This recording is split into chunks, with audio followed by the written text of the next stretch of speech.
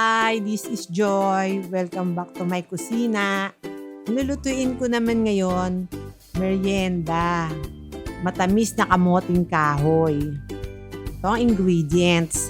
Kamoteng kahoy, langka, mga 1/4 kilo. Pwede naman ding less than 1/4, pero kung gusto nyo na mas masarap, nagdagan yung langka. 5 cups ng tubig, 2 cups ng sugar, pwede rin 2.5, depende kung gaano katamis gusto nyo. Tsaka ang ating pre-cook sago.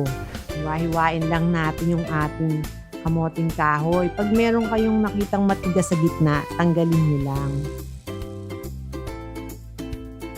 Yun, mukha nun.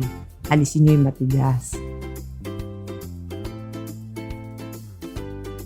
Lagyan lang natin sa ating pot ang kamote, yung tubig. Takpan natin at pakuluin. Mga 3 minutes from boiling point, medyo malambot na yung kamote. Stir lang natin ng konti. After 3 minutes, pwede nyo nang i-check kung malambot na yung kamote. Lagay nyo na yung sugar.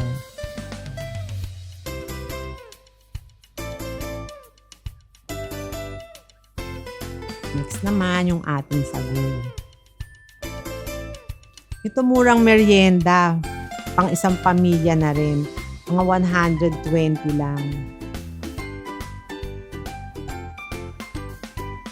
Check natin yung tamis. Kung gusto nyo naman na matamis, pwede kayong magdagdag pa ng sugar.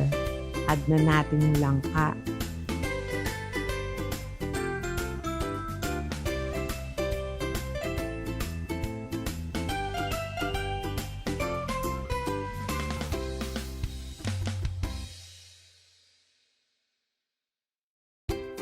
Takpan na natin.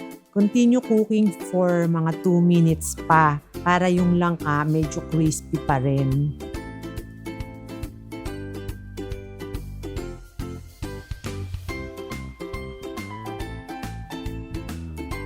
Ayan. Ang sarap ng merienda natin ngayon. Kain na tayo.